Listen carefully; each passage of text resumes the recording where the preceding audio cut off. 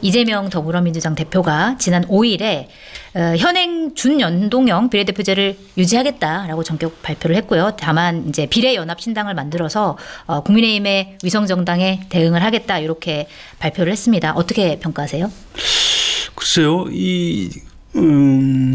오늘 아침 조간신문 보니까 평가가 굉장히 엇갈리더라고요. 네. 좀 보수성향신문에서는 뭐 이재명 대표가 지난 대선 때 약속을 어겼다 이렇게 해서 굉장히 좀 비판적으로 네. 많이 보도를 했고요. 네. 뭐 그렇지 않은 신문에서는 양면이 있는 것 같아요. 좀 약간 어쩔 수 없는 측면이 있는 것 같은데 아무튼 위성정당 만들기로 한 거는 잘못한 것 아니냐. 네. 그런데 그거는 국민의힘도 위성정당을 지금 만들려고 하기 때문에 둘 다 나쁜 놈이다. 네. 이제 이런 취지로 양쪽 다 양비론으로 비판하는 논조들이 좀 많았던 것 같습니다. 한겨레 신문하고 경향신문에서도 비슷했던 것 같아요. 그런 위성정당을 만들려는 거는 이제 잘못됐다 이렇게 비판하면서 그러나 어쨌든 연동형 비례대표제를 유지하기로 한 거는 좀 소수정당의 의회 진출을 돕는다는 차원에서 뭐 잘한 선택인 것 같다. 평가가 이런 것 같고요. 네. 이 2020년 4년 전을 좀 우리가 복귀할 필요가 있어요. 평가를 네. 하기 위해서는 그때 준연동형 비례대표제하고 비례연합정당으로 민주당이 총선을 치러서 무려 180석 맞습니다. 이걸 얻었습니다. 그래서 그런데 이제 2022년 대선 때 이재명 대표가 이 표가 급하니까 네. 이제 좀 진보 정당 지지층한테도 좀 표를 받아야 되잖아요. 그렇죠. 그러니까 두 가지를 약속을 했어요. 연동형 비례대표제를 유지하겠다. 나는 원래 다당제주의자다. 네. 그 얘기를 했고요. 또 하나는 위성정당 안 만들겠다. 네. 지난번에 위성정당은 잘못된 겁니다. 죄송합니다. 이렇게 반성을 했는데 그 두 가지 약속 중에 이번에 한 가지는 지킨 거죠. 네. 연동형 비례대표제 유지한 건 지켰는데 위성정당 안 만들겠다. 이거는 본인 입으로 어제 준 위성정당을 만들 수밖에 없다 해서 그렇게 표현했죠. 머리 숙여서 사과를 했죠. 그래서 네. 그 부분은 이제 약속을 어긴 것이다. 이렇게 보면 될 것 같습니다. 네, 알겠습니다. 그리고 준연동형 비례대표제 선거제도 자체가 굉장히 너무 복잡하고 어려워서 많은 분들이 좀 잘 이해하기 어렵다라고 하는 말씀을 하시는데 이 계산법이 특히 준연동형 비례제 같은 경우는 복잡한데 특히 47석의 비례대표 중에서 지난번 총선에서는 47석 중에서 30석만 준연동형으로 간다 이렇게 돼 있었는데 이게 일몰 법안이라서 이번에는 안 바뀌고 계속 있으면 47석 모두 준연동형 방식이 될 가능성이 좀 커 보이는데 어떤 제도인지 설명 좀 부탁드릴게요.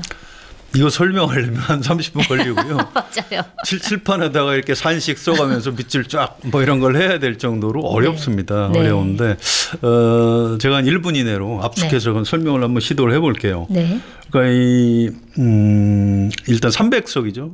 네. 국회의석이 현재. 그러면 정당이 어떤 정당이 득표율을 10%를 얻는다. 그러면 의석을 몇 석을 차지하는 게 옳죠? 30석이죠. 그렇습니다. 네. 30석을 차지하는 게 맞아요. 그런데 지금 정의당이 지난 총선 때 한 10% 정도 정당 득표를 올렸는데 의석 30석은 고사하고 뭐 10석도 얻질 못했죠. 그래서 네. 이 지금 준연동형 비례대표제는 뭐냐면 10%를 득표하는 정당한테 30석 보장은 못하지만 네. 절반인 15석은 보장을 하겠다. 그래서 준연동형입니다. 완전 연동은 30석을 연동형은 30석을 보장해 주는 거죠. 네. 이제 독일이 그렇게 돼 있고요. 네. 절반만 보장을 해주겠다 해서 이제 이 준연동형인데요. 네. 그런데 이제 이런 거예요. 이를테면 뭐 정의당, 녹색정의당, 또 이준석 신당, 이낙연 신당, 또 하나 뭐가 있을까요? 뭐 태극기 신당이 네. 생긴다고 치고 네. 이 정당들이 다 정당 득표율 한 10%씩 얻었다. 그러면 이 정당이 지역구 당선자가 이제 거의 없다. 네. 그러면 15석을 비례대표에서 다 이제 보장을 해주는 겁니다. 그러면 47개 비례대표 의석을 그런 소수정당한테 나눠주는 거죠. 네. 대신 민주당하고 국민의힘은 지금 정당 득표율이 예를 들어서 한 30% 정도다. 네. 그러면 준연동형이니까 최소 45석 네. 완전 연동형이면 최소 90석을 보장해 줘야 되는데 준 연동형이니까 45석을 보장해 줘야 되는데 네. 지역구 당선자가 훨씬 더 많죠. 그렇죠. 이미 45석을 지역구에서 가져가 버리니까. 그렇습니다. 네. 그래서 여기에는 비례대표로 보장을 안 해주는 겁니다. 네. 의석을 얹어주지 않는 거죠. 네. 이건 이제 위성정당을 안 만들 때 계산이 이렇다는 거고요.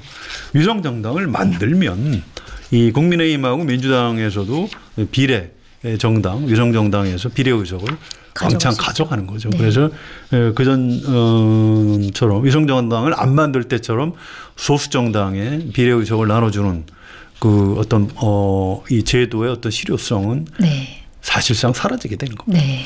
사실 이 그 준연동형 비례대표제를 그 당시에 도입했던 취지 자체가 아까 설명해 주신 대로 그러니까 정당이 얻은 득표율만큼 의석수를 어느 정도 이제 보장을 해주자라는 취지이고 그리고 지금 한국의 양당 체제 자체가 너무 거대 양당이 중심으로 가다 보니까 갈등만 하고 사실 합의 자체가 이루어지지 않는 부분들을 좀 개선하자라는 취지에서 만들어진 건데 이번에 이제 이재명 대표가 준연동형 비례대표제 유지하자라고 하면서 간 거 자체가 그럼 결과적으로 봤을 때 이런 다당 체제를 뭔가 다당 체제를 변화시킬 수 있는 하나의 초석이 될 수 있을까요? 어떻게 보세요? 뭐 어쨌든 퇴행은 안 했으니까요. 네. 일보 전진을 한 건 사실입니다.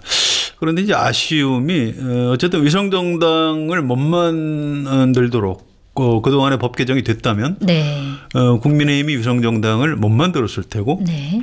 그러면 민주당도 위성정당을 만들 필요가 없었던 거고요. 그랬죠. 그렇다면 제가 아까 송채경화 기자한테 설명드렸듯이 그런 좀 소수 정당들이 비례대표를 통해서 득표율만큼 좀 의석을 좀 네. 보정받을 수 있는 그런 좀 더 괜찮은 제도로 갈 수 있었죠. 그런데 네. 위성정당 방지법을 만드는데 이제 실패했기 때문에 네. 그 가능성은 사라졌고요. 다만 이제 민주당하고 같이 이른바 그 통합형 비례정당, 네. 비례연합정당 이 정당에 참여하는 진보 성향의 이제 작은 정당들이 있습니다. 네.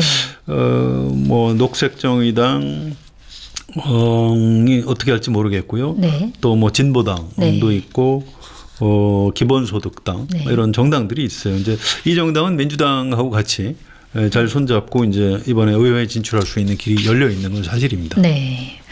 알겠습니다. 그리고 또 방금 말씀하신 그 위성정당 그 논란도 좀 깊이 있게 들여다볼 필요가 있을 것 같은데요. 그러니까 뭐 설명해 주신 대로 지난 총선에서 국민의힘 그다음에 민주당 둘 다 위성정당을 만들어서 비판을 받았고 이번에도 국민의힘은 위성정당 이미 이제 만들어서 창당 발기인 대회까지 열었습니다. 그리고 민주당 같은 경우에는 통합형 비례연합을 만든다는 계획인데 그러니까 뭐 물론 이재명 대표도 이거는 준 위성정당입니다 하면서 이제 사과를 했는데 과거의 위성정당과의 차이점이 있을까요? 어떻게 봐야 될까요? 이게 좀 차이가 있죠. 그러니까 4년 전에도 좀 차이가 있었어요. 2020년에 미래통합당에서 만든 미래한국당은 100% 순도 100% 위성정당이었고요. 네. 국민의힘만 가져가는. 네. 그렇죠. 당명이 좀 바뀌어서 좀 네네네. 어려운데 아무튼 그때 네. 이제 미래통합당이나 미래한국당이나 뭐 같은 정당이었고요. 네. 그런데 그때도 이제 민주당이 만든 더불어민주당에서 만든 더불어시민당은 거기에 이제 기본소득당도 네. 들어와 있었고요. 시대전환도 들어와 있었습니다. 네. 그러니까 어쨌든 순도 100% 민주당 위성정당은 아닌 거죠. 그래서 네. 이름을 이제 비례 전문 정당, 비례연합 정당 이런 식으로 썼는데 네.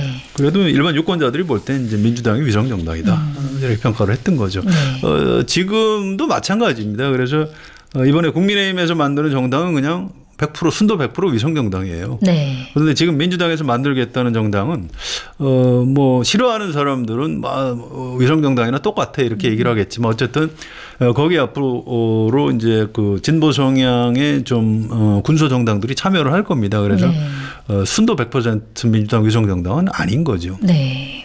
알겠습니다. 자, 그래서 지금 사실 오늘 이제 아까 처음에 우리가 얘기를 한 대로 많은 언론에서 다양한 방식으로 이 선거제 문제에 대해서 기사를 썼는데 민주당에서도 준 위성정당이다 이런 표현을 쓰지만 결국은 지난 총선이랑 똑같은 거 아니냐라고 하는 비판을 받게 될까요? 어떻게 결과적으로 어떻게 보세요? 비판 받을 겁니다. 네. 뭐 어쨌든 뭐 준 위성정당도 위성정당이니까요. 네.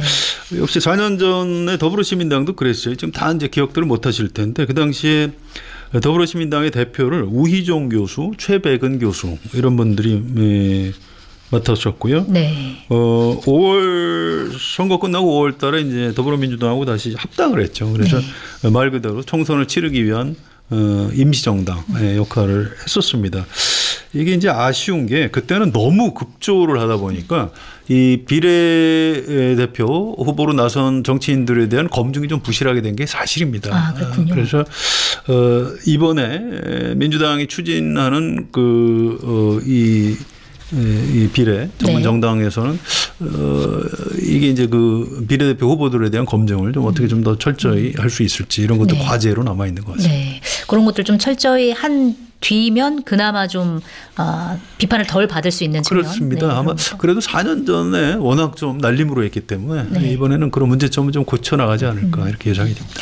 알겠습니다. 그리고 아까 이제 성 기자님께서 말씀을 해주시긴 하셨는데 위성정당 방지법이라는 게 몇 개가 발의가 됐었습니다. 그래서 그게 만약에 통과가 됐으면 국민의힘도 위성정당을 만들지 못했을 텐데 이게 결국은 법안이 통과되지 못했어요. 왜 그랬을까요? 국민의힘에 반대했기 때문이죠. 국민의힘에서는 우리는 선거제도를 그냥 민주당에서 지금처럼 준연동형을 유지하면 우리는 위성정당을 만들겠다. 이렇게 아예 공언을 했습니다. 네. 그냥 우리 좀 약간 과하게 표현하면 그건 잘못된 거니까 그냥 우리는 그냥 옛날 방식으로 가는 게 좋다. 우리는 그 거대 양당 기득권 체제 유지하겠다. 그러니까 여기선 위성정당 방지법에 찬성할 리가 없는 거죠. 네. 물론 민주당에서도 뭐 강하게 밀어붙이지는 않았어요. 왜냐하면 병립형으로 회귀할까 이런 생각도 좀 했던 게 사실이거든요. 네. 그런데 이제 주 책임은 국민의힘 쪽에 있는 거죠. 국민의힘 반대. 그래서 반대했기 때문에 위성정당 방지법 만들지 못한 겁니다. 물론 또 이 법학자들은 이게 위헌 가능성이 좀 있다고 해요. 네. 위성정당 방지법을 아무리 정교하게 만들어도 이 법에 대해서 헌법재판소에 위헌 제소를 하면 위헌 나올 가능성이 있다. 정당의 자유를 침해하는 측면이 있기 때문에. 그렇습니다. 네. 그런 측면이 있고 뭐 일정 부분 사실이긴 한데요. 어쨌든 그거보다는 국민의힘에서 내놓고 이제 위성정당을 만들기 위해서 위성정당 방지법에 반대를 했던 거죠. 네, 알겠습니다. 그리고 민주당이 이런 선택을 하면서 결국 이번 총선에서는 준연동형 비례제로 치러지게 됐는데 결국 이제 각 당에서는 이게 과연 우리 당에 어떠한 득과 실을 가져다 줄까 요 계산이 굉장히 중요한 문제일 것 같아요. 민주당 지도부는 애초에 이제 병립형으로 회귀하려고 했었던 이유가 준연동형 비례제로 가면 우리 진다. 이런 논리였는데 결국 비례연합당을 만들기로 하면서 조금 달라질 수 있을 것 같은데 민주당에 좀 유리한 측면이 있다고 보세요? 어떻게 보세요? 그래서 뭐 조금 의석을 몇 석 손해는 볼 겁니다. 어차피 통합형 비례정당을 만들면 거기에 좀 진보 성향 군소정당한테 의석을 좀 줘야 되지 않겠습니까? 네. 그걸 손해라고 볼 수도 있는데 또 이제 크게 생각하면 선거연대에 참여하는 정당은 지역구에서 후보를 안 낼 가능성이 높거든요. 네. 전반적으로 선거연대를 해야 되기 때문에. 그러면 이제 수도권이나 중부권 같은 데서 민주당하고 국민의힘 후보들이 아주 그 접전을 치르는 그런 선거구에서는 그런 진보 성향 정당에서 후보를 안 내주면 아무래도 민주당이 좀 유리하게 됩니다. 그래서 득실을 따지면 막 크게 엄청나게 손해 보는 것은 아니다. 더구나 뭐 위성정당까지 만드는 마당에 뭐 그렇게 민주당이 크게 손해를 보는 것은 아니다. 이게 민주당 안에 있는 사람들도 인정을 하는 얘기입니다. 그렇군요. 그리고 국민의힘 같은 경우는 이제 대놓고 위성정당을 만들고 있는 중인데 사실 이 지점에서 국민의힘이 비판받을 측면이 큰데 과연 유권자들이 그거에 대해서 국민적인 심판을 할까? 또 약간 의문스럽긴 해요. 어떻게 될 거라고 보세요? 안 할 것 같은데. 안 하나요? 네.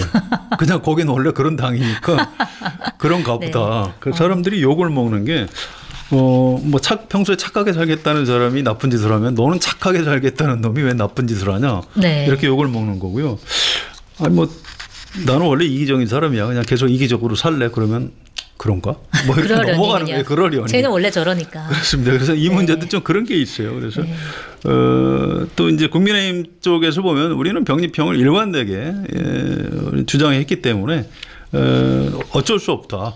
우리가 지금 집권 세력이지만 국회에서는 소수 세력이기 때문에 민주당에서 그걸 고집하면 우리는 어쩔 수 없이 위성정당을 만들 수밖에 없다라고 네. 이제 주장을 하는 거고요. 그거에 대해서 뭐 중도층이나 국민의힘 지지자들이 국민의힘을 비판할 가능성은 별로 없는 것 같습니다. 아, 그렇군요.